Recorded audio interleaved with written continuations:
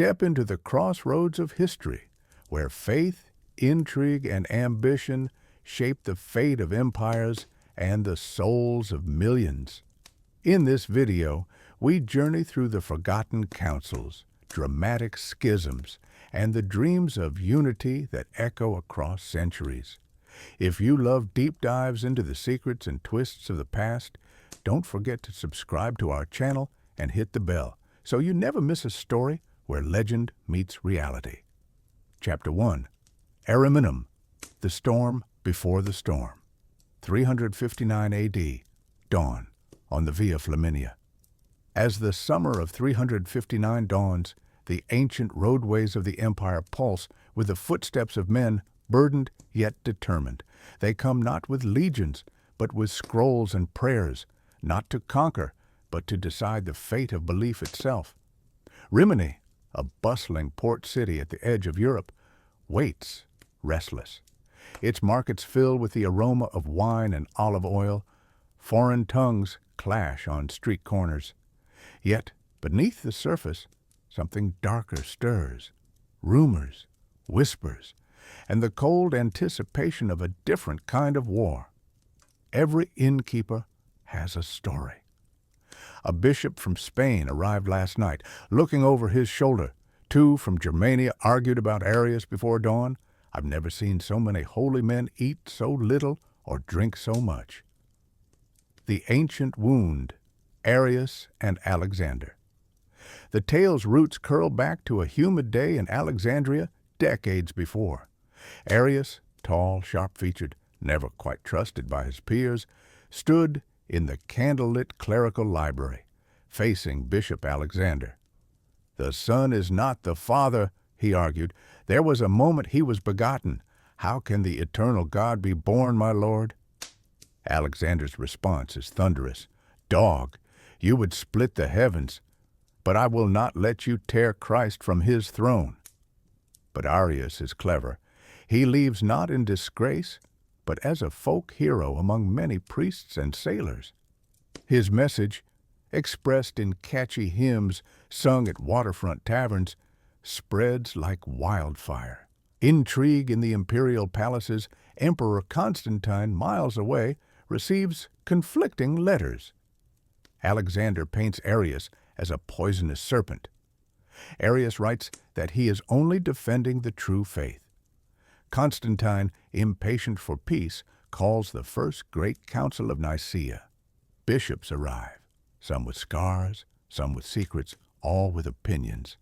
Nicaea is as much theater as council. Athanasius, Alexander's young deacon, prowls the corridors, gathering allies. The Arians attempt backroom deals with bishops from less cosmopolitan cities, dangling exotic gifts, amber necklaces from the Baltic, silks smuggled from Persia. Secret meetings by lantern light abound. In a moment of high drama, the Nicene party prevails. The word homoousios, of the same substance, seals the creed, but also seals future doom for any who disagree. Constantine, tired and triumphant, orders a grand banquet and proclaims unity.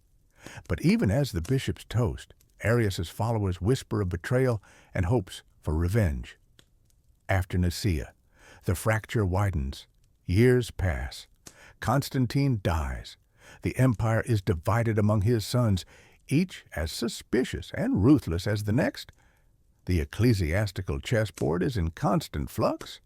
Eusebius of Nicomedia, a wily figure, courts favor in the imperial courts, whispering that Athanasius is too arrogant, too divisive. Sycophants and spies filled the bishops' homes. Councils spring up across the empire, Sardica, Tyre, Antioch, Sirmium, each purporting to speak for the whole church, yet splitting the ranks further. A letter arrives in Alexandria by secret courier. The emperor smiles upon our friends. Your enemies lack his ear. Men are known not for their prayers, but for the circles in which they dare to gossip after nightfall. Athanasius, exile and endurance. Athanasius, now bishop, becomes the lightning rod. exiled, reinstated, then exiled again, 5 times in total. He hides in the cellars of Christian widows in Egypt, ministers to the sick disguised as a beggar, and writes stinging tracts that circulate in Rome's underground. Coins change hands, bribes are paid, all so a letter might be delivered or a rumor started. Some say an imperial official, secretly Nicene, sent a message to Athanasius in lemon juice on papyrus, a message only readable in candlelight. Constantius II, the emperor's gambit, the new emperor grows pale and gaunt, haunted by visions of unrest and defeat on the frontiers. His advisers are divided. Some, like the coldly brilliant Ursacius and Valens, counsel leniency to Arians. Others, more traditional, warn of heaven's wrath. Constantius, fearful of uprisings and foreign invasion, decides the church must unite, or he will force it to do so. His officials fan out, delivering imperial commands like thunderbolts. Bishops must attend new councils or risk losing everything. The streets of imperial cities echo with cries of apostate and heretic, and on some nights the howl of mobs. In Sirmium, a misty city on the river, bishops draft a new creed. Its language is safe, artful, intentionally ambiguous. Over endless wine, Ursacius tells Valens, "We will win by fatigue. Words mean what we say they mean, and the old men will tire before the young ones do." Prelude to Rimini, darkness before the dawn. Throughout the empire, churches are defaced, priests threatened. In the alleys of Constantinople, informers report those who pray too loudly, or in Greek instead of Latin. Sailors in Carthage claim their bishop was kidnapped by rival factions. In Gaul, it's whispered that holy oil delivered from Rome was poisoned. In the dead of night, a bishop from Britain consults the stars by the harbor in Massilia. "We leave at sunrise," he tells his terrified deacons. "God is watching, and so are the emperor's spies." Bishops arrive at Rimini in stages, some exhausted, others surrounded by hostile crowds. Innkeepers quickly double their rates. Local thieves target foreigners, knowing they often carry gold or precious relics. Night after night, fireflies shimmer above the city's canals. From an upper window, Fabadius of Agen writes, "If we survive what comes, may posterity learn. Belief is a fire, but power, alas, is the fuel." The secret societies. Some bishops form secret brotherhoods, vowing to resist until the end. They meet in the catacombs, protecting each other from imperial agents. For every open debate, there are 3 whispered threats. "Your family is in Milan," says a visitor to a stubborn cleric, "and Milan is a long way from here if something should happen." The Homoians hold clandestine meetings of their own, plotting strategy and quietly promising imperial advancement to those wavering on the fence. The few British bishops, cheerfully poor, boast they cannot be bribed, but they sleep in shifts, wary of being attacked by night. Humanity amidst chaos. Despite fear, life at Rimini goes on. Children chase geese through the alleys. Bakers sell sweet bread to homesick bishops. The city's famed mosaic makers gossip about which creed will win, certain only that the highest bidder will want their chapels redecorated. But the tension is ever present. When a sudden storm batters the city one afternoon, lightning strikes the church roof. Some take it as a divine omen. Nerves crack further. Intrigue in the bishop's quarters. The night before the council, a group of Nicene bishops gathers in a candlelit loft. Fabadius stands, voice trembling with conviction, and says, "We must not trade eternity for peace." Across the city, Ursacius sharpens a stylus and pens a letter to the emperor. All goes as planned. The weak are weakening. Tomorrow, the debate may be ours. An imperial agent, dressed as a servant, eavesdrops in the corridor, then hurries away with news. Dawn of decision. When the council finally convenes, many are already broken by weeks of travel and terror. Some are sick, others quietly upon the brink of despair. Yet, as the procession enters the main hall, songs of the ancient faith echo beneath the vaults, and for a moment, hope flickers. The chapter closes with the city of Rimini holding its breath, both sides poised for the struggle that would either remake the faith or break it apart forever. Chapter 2, the Robber Council of Ephesus, 449 A.D., betrayal at the crossroads of empires. It is the year 449. In the searing midsummer of Asia Minor, the city of Ephesus thrums with anticipation, anxiety, and rumor. From its marble quays and dusty alleys to the gleaming columns of its basilicas, tension is thick as honey. Some say thick as blood. The air is fragrant with rosemary, strange incense, and the sweat of too many bodies crammed into too small a space. The Roman Empire, already splintering at its eastern and western seams, is about to be convulsed by a council unlike any before.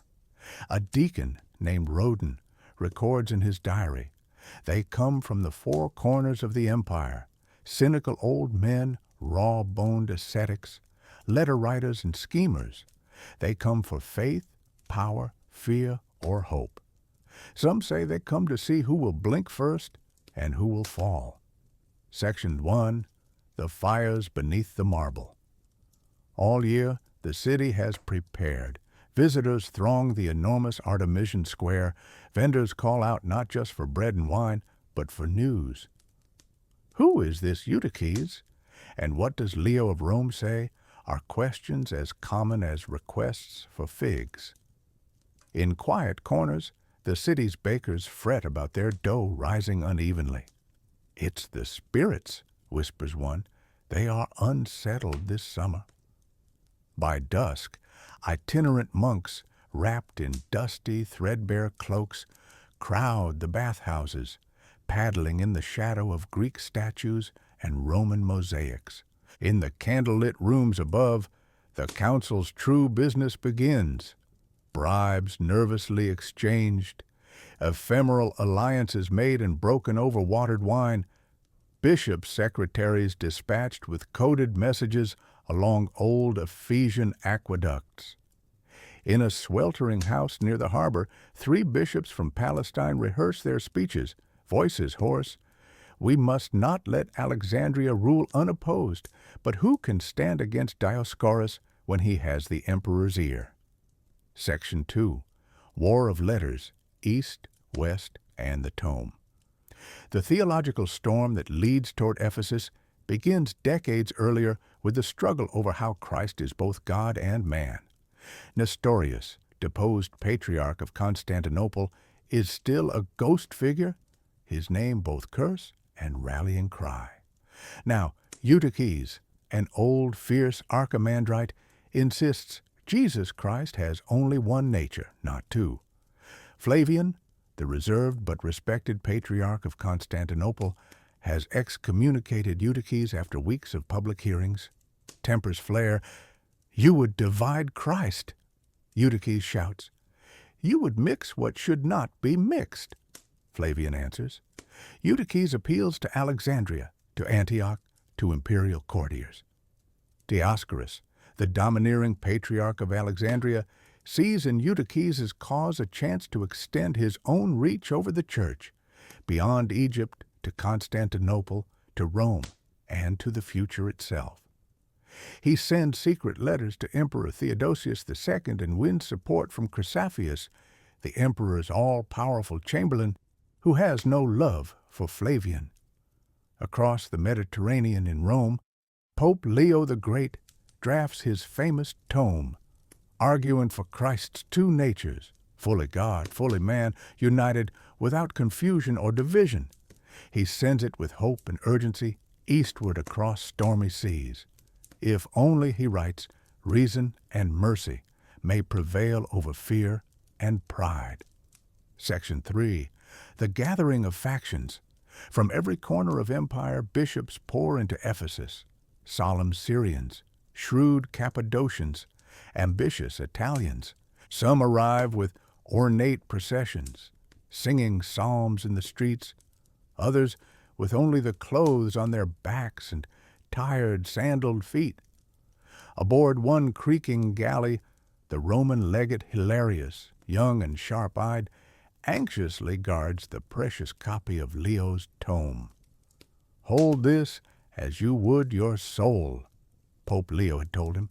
Meanwhile, Dioscorus quarters his Egyptian monks in the city's monasteries, brawny, loyal men unafraid to encourage hesitant bishops with whispers and, if needed, fists. The city's butchers profit. Dioscorus's men eat heavily, train in the dark, and practice intimidating stares on passing priests. Section 4. Behind the scenes. Ordinary voices, life goes on for the people of Ephesus. The city's children are warned away from the council venues, but some dare each other to spy from rooftops. Miriam, a candlemaker's daughter, sells wax tapers outside the Church of Mary. "Romanis are always in a rush," she offers. "The Greeks haggle too long, and the Egyptians buy in silence, as if already at war."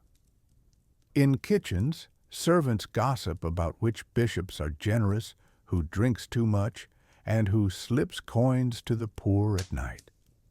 A local midwife writes to her cousin, "Pray for us. The air is thick with angry prayers and angry men. We fear more than just words will soon be spilled." Section 5. The council erupts. The council opens at dawn, August 8th. Sunlight filters through colored glass, a moment of peace. Then shouting begins. Hilarius steps forward, tome in hand. "Let Rome's voice be heard," he cries. Dioscorus shakes his head. "We will judge Flavian, not read foreign letters." Egyptian monks drum the benches with rough hands, some bear sticks. Flavian's supporters demand a fair trial. Dioscorus slams a fist on the bishop's throne. "I am the judge here. Begin." Witnesses recount chaos. Some bishops locked out, others pressed to sign blank statements. Voices fly. "Mercy for Eutyches." "Shame on Flavian, he divides." "The Egyptians bribe the guards." At one dramatic moment, Barsumas the monk yells, "Let Flavian burn!" A scuffle breaks out near the altar. A Greek bishop is knocked to his knees. Flavian, gray-haired and pale but unbending, tries to speak. Soldiers drag him down the nave, his cries muffled by the clamor. Through a side door, a frightened secretary slips a note to Hilarius. "Tonight is not safe for Westerners. Fly if you can." Hilarius, chased by guards, barely escapes the city alive. As the day wanes, Dioscorus triumphs. Eutyches is restored. Flavian and his Diophysite, two nature bishops, are deposed, exiled, or, in Flavian's case, beaten so savagely he dies within a week. Dioscorus signs documents declaring Christ's one nature and consolidates his hold on the Eastern Church. Section 6. The ripples across empire and sea.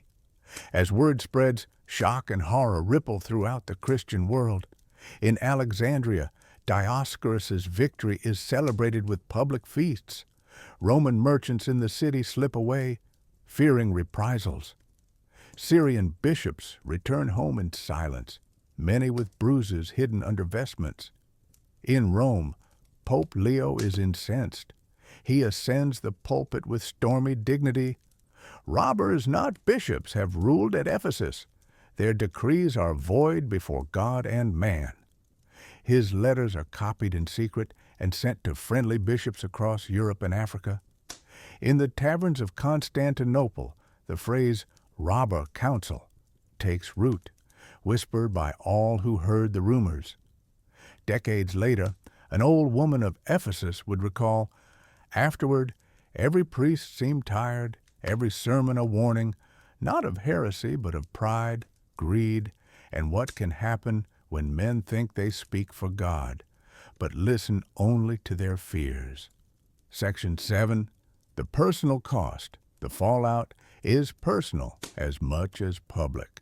Flavian's household mourns him in exile. His deacon, Theodorus, writes to a friend in Rome, "He died not in anger, but in hope that someday justice would find him." Dio, a shoemaker's son who had watched the processions that first morning, tells his grandchildren, "They say saints shine with holy light.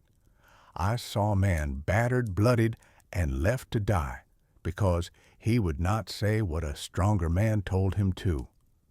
For Dioscorus, the victory is ultimately hollow.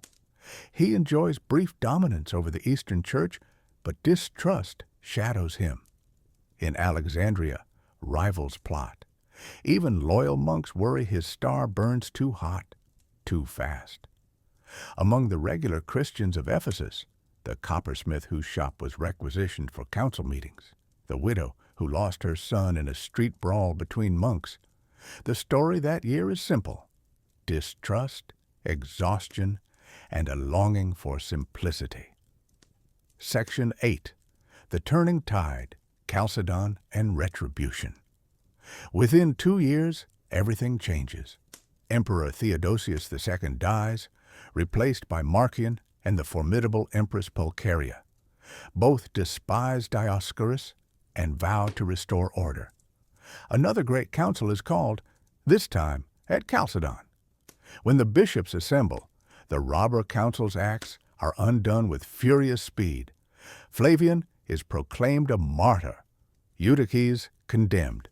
Dioscorus is summoned, forced to answer for violence, forgery, and bribe. "Why did you silence Leo's tome?" asks the lead judge. Dioscorus, aging and alone, answers, "I did what I must for the truth." The council disagrees. He is stripped of office, sent into gentle but humiliating exile. Epilogue, memory, and legacy. Yet the scar remains. The Coptic Church, Egypt's ancient Christian heart, remembers Dioscorus as wronged, Eutyches as heroic.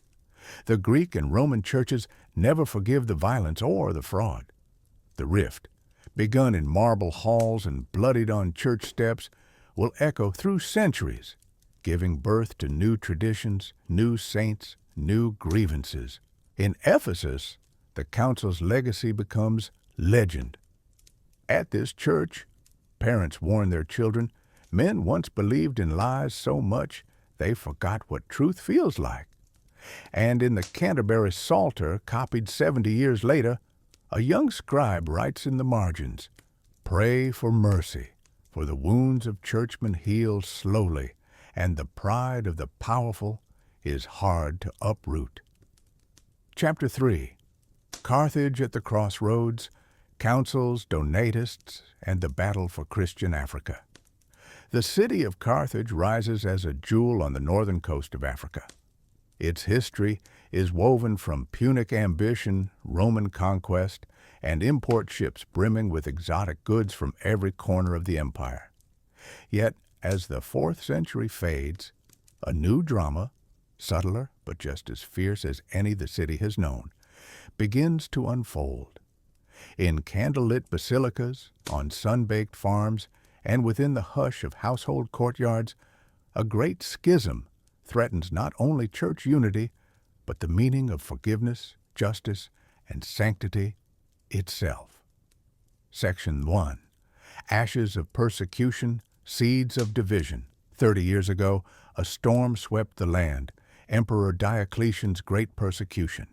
Churches were ransacked, scrolls of scripture burned, bishops jailed or exiled. Some Christians, motivated by terror or hope for mercy, handed over sacred texts to the authorities, thus becoming the traditores, those who surrendered. The persecutions ebbed, But suspicion lingered. When peace returned, Carthage was ablaze with argument. Should those who had lapsed, who betrayed faith under threat or pain, ever again serve at altars? Could a priest who had handed over scriptures truly offer forgiveness? A bishop who had bribed soldiers to spare his flock, was he a coward or a shepherd? From these fraught questions, a new movement rose, the Donatists. Led by Donatus of Cassae Nigrae, passionate and uncompromising, the Donatists declared that the true church must be pure, not only in doctrine, but in its ministers. The body of Christ cannot be soiled, Donatus preached. The shepherd's hand must not tremble at the wolf's approach. His charisma and rhetoric attracted multitudes. Quickly, North Africa was polarized between those holding forgiveness sacred, sometimes called Catholics or Imperial Christians, and those demanding purity, even at great personal cost. Section 2. Ordinary Voices, Extraordinary Times. Along the stone lanes, ordinary people take sides as best they can. In the bustling market by the harbor, a fishmonger named Hadria asks her neighbor, "Will you buy from Donatist sellers or Catholics?" The answer shifts day by day, shaped by rumor and family loyalty. Children gather in alleyways, each chanting songs learned at home. Donatist hymns celebrate resilience in the face of Rome. Catholic ones hail the mercy of Christ. In one story, young Marcus, son of the baker, is baptized by a Donatist priest. A week later, his cousin, schooled by a Catholic bishop, insists, "You're not one of us," and a fight breaks out in the dust. Section 3. The Basilica and the Forum. The First Council's Promise. The air grows expectant as Carthage invites bishops to its grand basilica. 70 men arrive from Africa and beyond, some riding proud horses, others hobbling on foot, robes patched and sun-faded. The council's president, Bishop Gratus, calls for prayer and wisdom. Let us search together for what is holy. Let not old wounds deny new healing. The nave fills with tension. Donatists, eyes hard and burning, take their places, daring any to challenge them. Catholics, some bruised from the journey, gather, whispering plans and hopes. The young, eager stenographers, many the children of freedmen, dip pens in ink, intent on capturing every word. Debates last for days, echoing round the marble hall. Donatus himself stands and declaims, "A church soiled by cowardice is no true church." Felix, bishop of a nearby village, counters, "Is forgiveness not the root of all faith?" The hall bristles with energy, arguments winding into the night. Meanwhile, vendors outside the basilica haggle over the price of bread, their gossip animated. "Did you hear what Donatus said today? He called Felix a dog." "A dog who forgives more than a priest," laughs another. Section 4. A council divided. The days grow hot.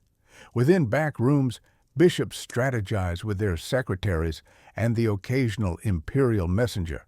Rumors abound. Are bribes being offered? Some bishops slip away at midnight, only to be found praying in dark chapels near the city walls.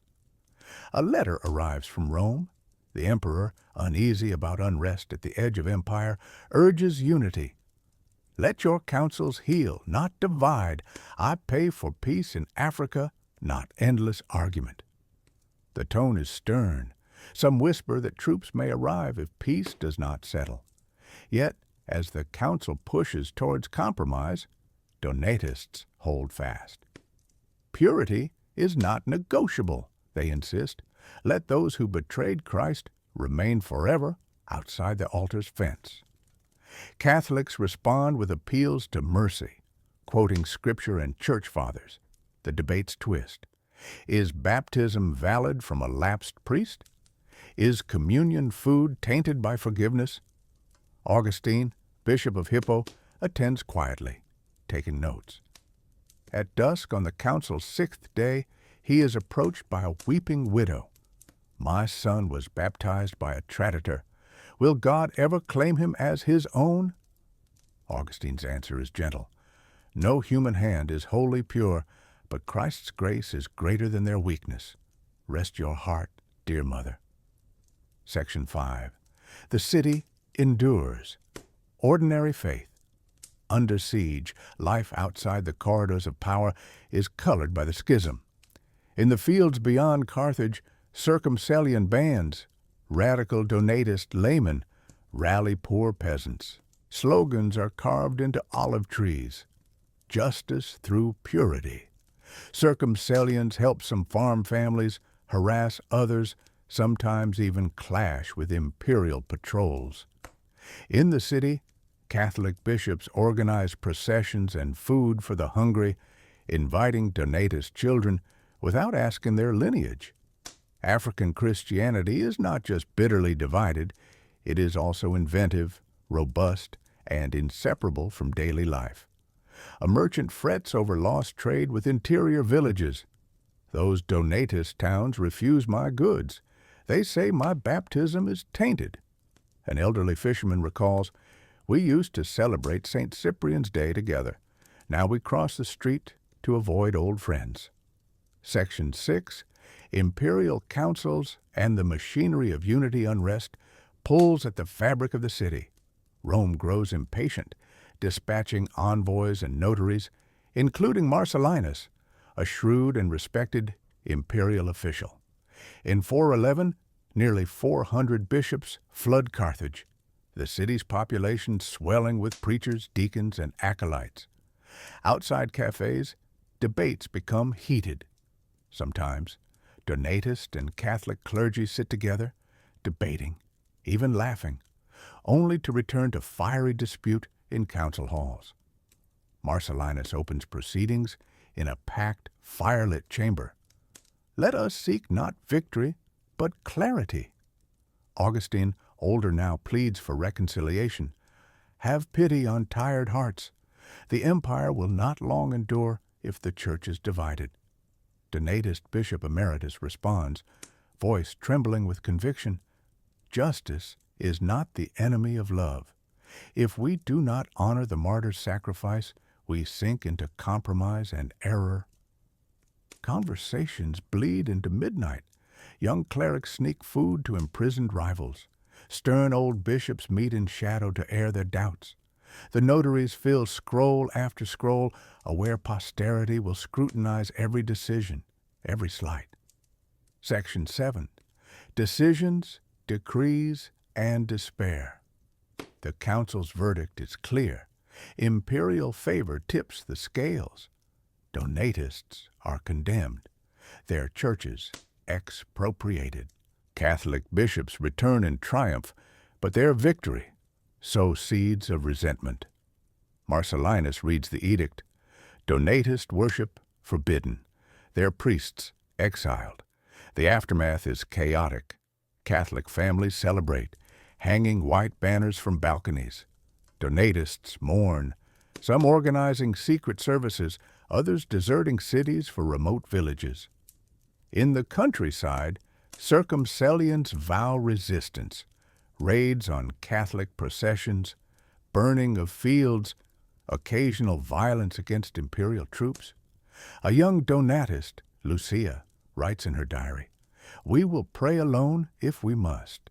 God hears us from the hills as well as from the marble halls. Section Achaia. Ordinary suffering, ordinary hope. Through the drama, daily life persists. The sick seek healing from any priest brave enough to risk a visit. Newborns are baptized at home, uncertain which formula is safest.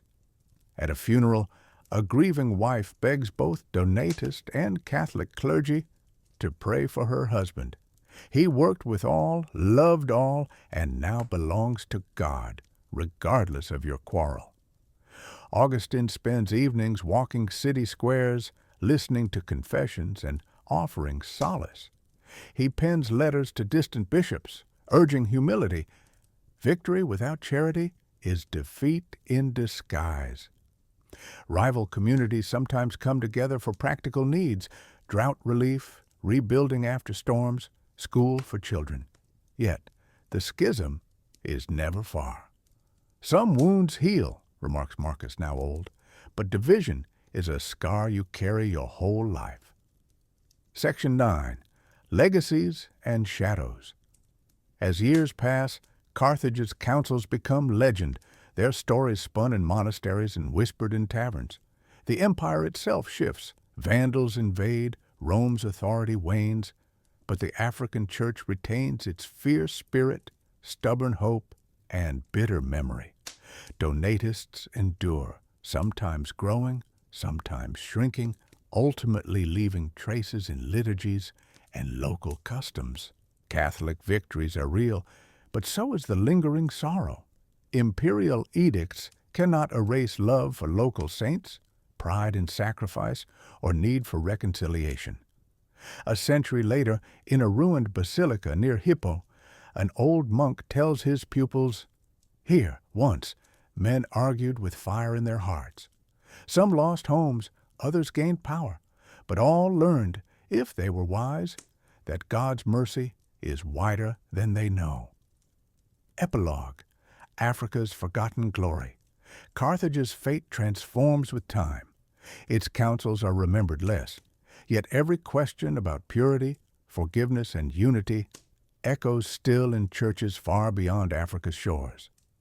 Augustine's legacy, Donatus's passion, and ordinary faith amid extraordinary times shaped the soul of Christianity, one forged not only in Rome or Alexandria, but in the sunlit courtyards, crowded markets, and battered basilicas of North Africa. And, in the end, the hope remains that someday mercy and justice will together build what argument can never separate, not in Carthage, not anywhere. Chapter 4. The Council of Florence, Union, Betrayal, and the Lament of Two Worlds, 1438, 1445. A bell tolls in the heart of Florence, trembling through the marble corridors and bustling markets. On balconies, citizens whisper, "The Greeks have come." From the shadows of San Lorenzo to the sun-streaked piazzas, the hope for reunion and the fear of deeper division presses like summer storm clouds over the city. Section 1. Arrival and Prelude of the East. Ships battered by Adriatic storms arrive from Constantinople. Inside their holds, the Byzantine delegation, emperors, patriarchs, bishops, scribes, and a retinue of hopeful philosophers clutch icons, relics, books, and the ache of a world besieged. Emperor John VIII, Palaiologos, stands at the prow, staring west as the wind tugs his cloak. In his journal he confides, "If we fail in Florence, all that remains of Rome in the East is ruins and memories. Let God grant us peace, or at least the courage to pretend at unity for one more day." Bessarion, the philosopher bishop, pens letters by lantern light, writing, "Perhaps here we find the bridge between our hearts and theirs, or else we sell our hearts to buy another year for Byzantium." In Florence, a goldsmith named Federica asks her son, "Did you see their robes? Like midnight woven by angels. I wonder what prayers they bring for starving Constantinople." Section 2. Council Chamber, Masks and Motives. The council opens within Santa Maria Novella, frescoes overhead shimmering in late light. Pope Eugenius IV, his ambitions veiled in gentle courtesy, greets the Greeks with ritual embrace. Latin cardinals and Florentine notables gather with calculated smiles. Within the busy halls, dogmatic skirmishes rival the complexity of chess. At night, Latin notaries meet in secret to plot negotiation strategies. Greek bishops, worried by the mounting cost of their delegation, struggle to pay taverners and laundresses.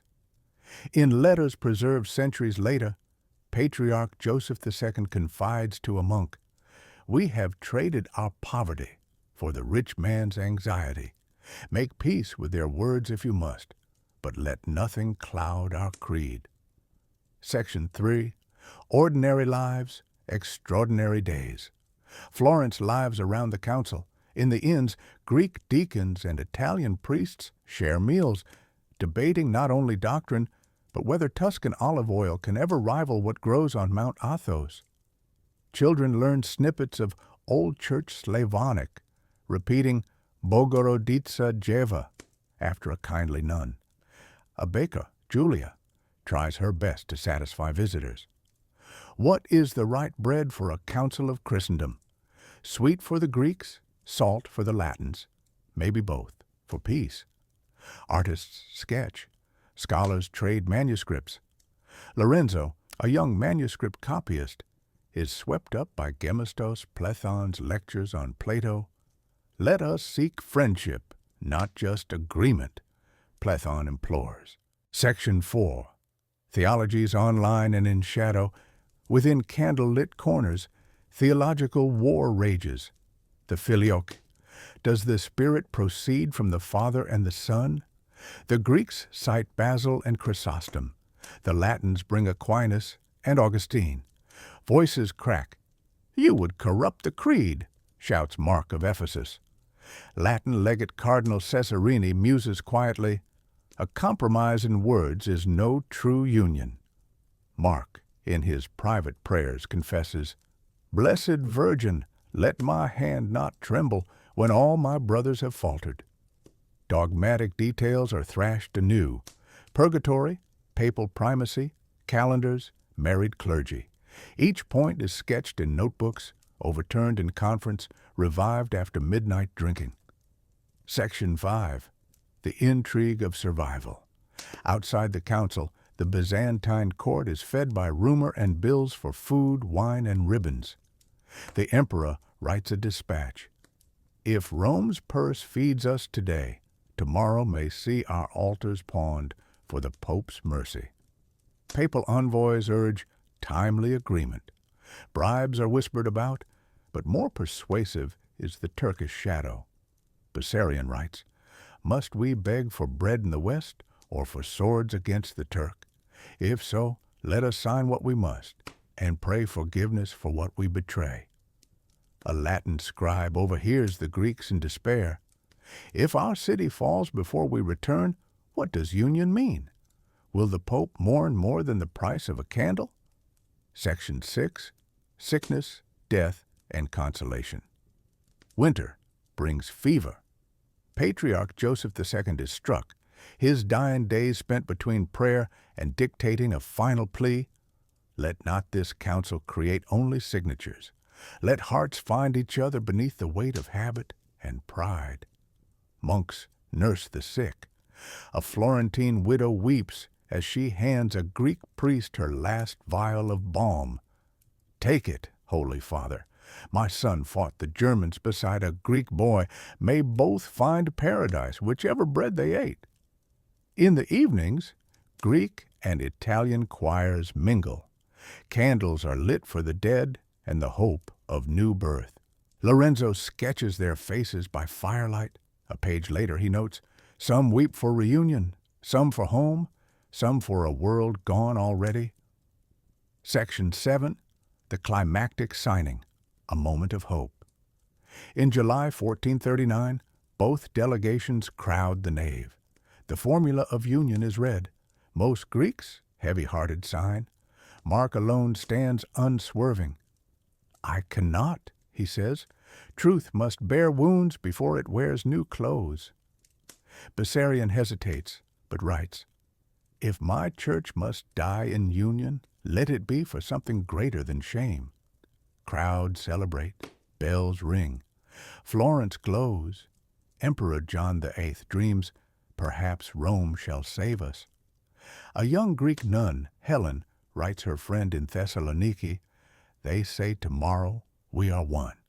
But I fear tomorrow never comes for souls stitched from too many wounds." Section 8. Return. dreams on the edge of ruin, the Greek delegation sails home through storms. News of union rolls into Constantinople, met by suspicion, protests, sermons of outrage. Monastic leaders say, "You have betrayed the saints. We will never name the Pope in our prayers."